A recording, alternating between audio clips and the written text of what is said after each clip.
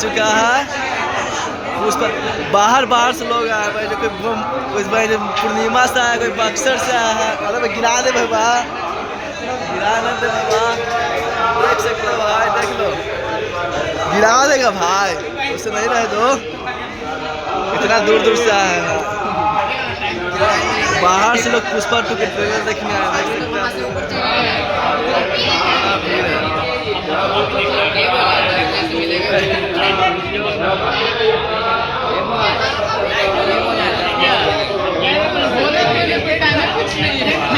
इतना पुष्पा 2 के ट्रेलर देखने के लिए लाइन लगा हुआ सब पास लेने के लिए।